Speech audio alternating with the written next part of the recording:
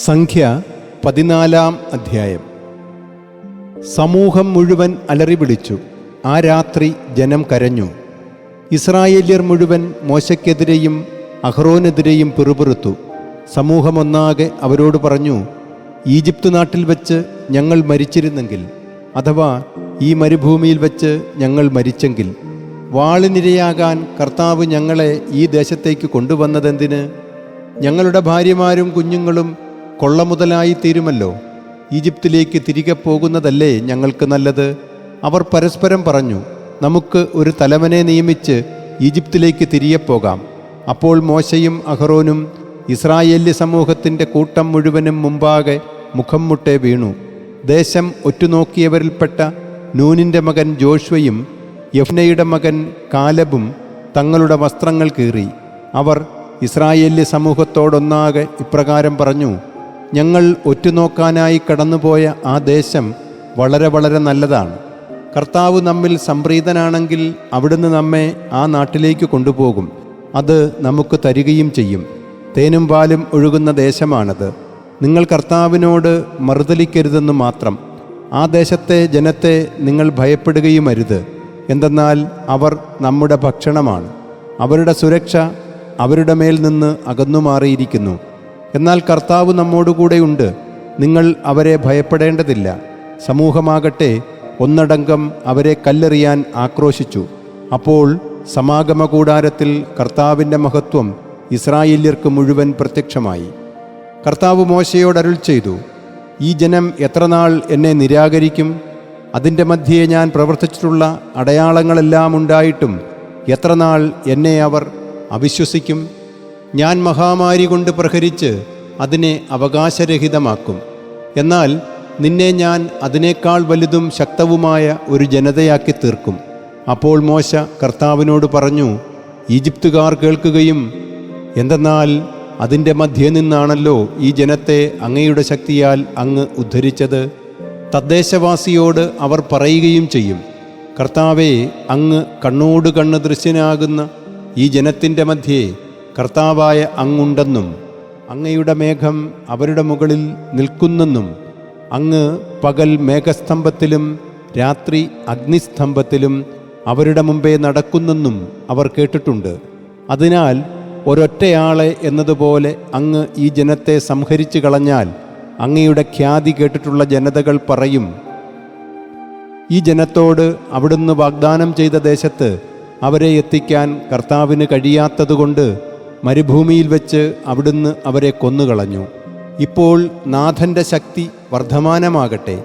അങ്ങ് ഇപ്രകാരം പ്രഖ്യാപിച്ചിട്ടുണ്ടല്ലോ, കർത്താവ് കോപവിമുഖനും കാരുണ്യത്തിൽ സമ്പന്നനും കുറ്റവും അതിക്രമവും ക്ഷമിക്കുന്നവൻ, എന്നാൽ തീർത്തും കുറ്റമുക്തമാക്കാതെ പിതാക്കന്മാരുടെ കുറ്റം മക്കളുടെ മേലും 3-ാം തലമുറയുടെ മേലും 4-ാം തലമുറയുടെ മേലും ചുമത്തുന്നവൻ. ഈജിപ്ത് മുഴുവൻ ഇവിടം വരെ ഈ ജനത്തോട് അങ്ങ് ക്ഷമിച്ചതുപോലെ അങ്ങയുടെ കാരുണ്യാതിരേകത്തിൻ്റെ ശ്രേഷ്ഠതയ്ക്ക് യോജിച്ച വിധം ഇപ്പോഴും ഈ ജനത്തിൻ്റെ അപരാധം പൊറുത്താലും. അപ്പോൾ കർത്താവ് അരുൾ ചെയ്തു, നിന്റെ വാക്കനുസരിച്ച് ഞാൻ പൊറുത്തിരിക്കുന്നു. ജീവിക്കുന്ന ഞാനാണേ, കർത്തൃമഹത്വം ഭൂമി മുഴുവൻ നിറയും. എൻ്റെ മഹത്വവും ഈജിപ്തിലും മരുഭൂമിയിലും ഞാൻ ചെയ്ത എൻ്റെ അടയാളങ്ങളും കണ്ട എല്ലാ ആളുകളും ഈ 10 പ്രാവശ്യവും എന്നെ പരീക്ഷിക്കുകയും എൻ്റെ സ്വരം അനുസരിക്കാതിരിക്കുകയും ചെയ്തതിനാൽ അവരുടെ പിതാക്കന്മാർക്ക് ഞാൻ വാഗ്ദാനം ചെയ്ത ദേശം അവർ ഒരിക്കലും കാണുകയില്ല. എന്നെ നിന്ദിക്കുന്നവരാരും അത് കാണുകയില്ല. എന്നാൽ എൻ്റെ ദാസനായ കാലബിനോടുകൂടെ വ്യത്യസ്തമായ ചൈതന്യമുള്ളതിനാലും അവൻ എന്നെ പൂർണ്ണമായി അനുഗമിച്ചതിനാലും അവൻ പോയ ദേശത്തേക്ക് ഞാൻ അവനെ കൊണ്ടുചെല്ലും. അവൻ്റെ സന്തതി അത് കൈവശമാക്കും. താഴ്വരയിൽ അമലേക്യരും കാനാന്യരും പാർക്കുന്നതുകൊണ്ട് നാളെ നിങ്ങൾ ചെങ്കടലിൻ്റെ വഴിയിലൂടെ മരുഭൂമി ലക്ഷ്യമാക്കി നീങ്ങുവിൻ. കർത്താവ് മോശയോടും അഹ്റോനോടും ഇപ്രകാരം വചിച്ചു, എനിക്കെതിരെ പിറുപിറുക്കുന്ന ഈ ദുഷ്ടസമൂഹത്തിന് ഇനി എത്ര നാൾ? എനിക്കെതിരെ ഇസ്രായേല്യർ ഉരുവിടുന്ന മുറുമുറുപ്പുകൾ ഞാൻ കേട്ടിരിക്കുന്നു. അവരോട് നീ പറയുക, ജീവിക്കുന്ന ഞാനാണേ, കർത്താവിൻ്റെ അരുളപ്പാട്. ഞാൻ കേൾക്കെ നിങ്ങൾ സംസാരിച്ചതുപോലെ തന്നെ ഞാൻ നിങ്ങളോട് ചെയ്യും. നിങ്ങളുടെ കണക്ക് മുഴുവനുമനുസരിച്ച് എണ്ണപ്പെട്ട 20 വയസ്സുള്ളവൻ തൊട്ട് മുകളിലേക്ക് എനിക്കെതിരായി പിറുപിറുത്ത നിങ്ങളെല്ലാവരുടെയും ശവങ്ങൾ ഈ മരുഭൂമിയിൽ വീഴും. നിങ്ങളെ പാർപ്പിക്കാമെന്ന് ഞാൻ വാഗ്ദാനം ചെയ്ത ദേശത്ത് നിങ്ങൾ യെഫുന്നയുടെ മകൻ കാലബും നൂനിൻ്റെ മകൻ ജോഷ്വയും ഒഴികെ പ്രവേശിക്കുകയില്ല. എന്നാൽ കൊള്ള മുതലായി തീരുമെന്ന് നിങ്ങൾ പറഞ്ഞ നിങ്ങളുടെ കുഞ്ഞുങ്ങളെ ഞാൻ പ്രവേശിപ്പിക്കും. നിങ്ങൾ തിരസ്കരിച്ച ആ ദേശം അവർ അനുഭവിക്കും. എന്നാൽ നിങ്ങൾ തന്നെ ശവങ്ങളായി ഈ മരുഭൂമിയിൽ വീഴും. മരുഭൂമിയിൽ നിങ്ങളുടെ ശവങ്ങൾ വീണുതീരുന്നതുവരെ നിങ്ങളുടെ അവിശ്വസ്തതകൾ വഹിച്ചുകൊണ്ട് നിങ്ങളുടെ മക്കൾ 40 വർഷം മരുഭൂമിയിൽ ഇടയന്മാരായിരിക്കും. നിങ്ങൾ ദേശം ഉറ്റുനോക്കിയ ദിനങ്ങളുടെ എണ്ണമനുസരിച്ചുള്ള 40 ദിവസങ്ങൾക്ക് ഓരോ ദിവസത്തിനും ഓരോ വർഷമെന്ന കണക്കിൽ 40 വർഷത്തേക്ക് നിങ്ങളുടെ അകൃത്യങ്ങൾ നിങ്ങൾ ചുമക്കണം. എൻ്റെ എതിർപ്പ് അങ്ങനെ നിങ്ങൾ അറിയും. കർത്താവായ ഞാനാണ് പ്രസ്താവിക്കുന്നത്. എനിക്കെതിരെ ഒത്തുചേർന്ന ഈ ദുഷ്ടസമൂഹത്തോട് മുഴുവൻ ഞാൻ ഇതുതന്നെ ചെയ്യും. ഈ മരുഭൂമിയിൽ അവർ ഒടുങ്ങും. ഇവിടെ അവർ മരിക്കും.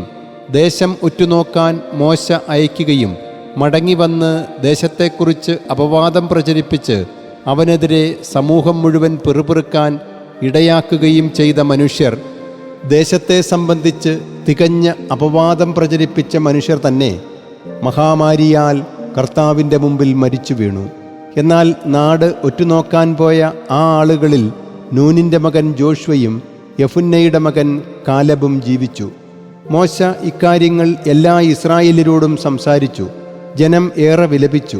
അതിരാവിലെ എഴുന്നേറ്റ് അവർ, ഇതാ തീർച്ചയായും ഞങ്ങൾ പാപം ചെയ്തു. എങ്കിലും കർത്താവ് പറഞ്ഞ സ്ഥലത്തേക്ക് ഞങ്ങൾ കയറുകയാണ് എന്ന് പറഞ്ഞ് മലമുകളിലേക്ക് കയറി. അപ്പോൾ മോശ പറഞ്ഞു, എന്തുകൊണ്ടാണിങ്ങനെ നിങ്ങൾ കർത്താവിൻ്റെ നിർദ്ദേശം ലംഘിക്കുന്നത്? അത് വിജയിക്കുകയില്ല. നിങ്ങളുടെ ശത്രുക്കളുടെ മുമ്പിൽ തോൽക്കാതിരിക്കേണ്ടതിന് നിങ്ങൾ കയറരുത്. എന്തെന്നാൽ കർത്താവ് നിങ്ങളുടെ ഇടയിലില്ല. അമലേക്യരും കാനാന്യരും അവിടെ നിങ്ങൾക്ക് മുമ്പിലുള്ളതിനാൽ നിങ്ങൾ വാളാൽ നിപതിക്കും. കർത്താവിൻ്റെ പിന്നിൽ നിന്ന് നിങ്ങൾ തിരിഞ്ഞു പോയതിനാൽ കർത്താവ് നിങ്ങളോടുകൂടെ ഉണ്ടായിരിക്കുകയില്ല. കർത്താവിൻ്റെ വാഗ്ദാന പേടകവും മോശയും പാളയമധ്യേ നിന്ന് പുറപ്പെടാതിരുന്നിട്ടും അവർ മലമുകളിലേക്ക് കയറാൻ ഔദ്ധത്യം കാട്ടി. അപ്പോൾ ആ മലയിൽ പാർത്തിരുന്ന അമലേക്യരും കാനാന്യരും ഇറങ്ങിവന്ന് അവരെ ആക്രമിക്കുകയും ഹോർമ വരെ തോൽപ്പിച്ചോടിക്കുകയും ചെയ്തു.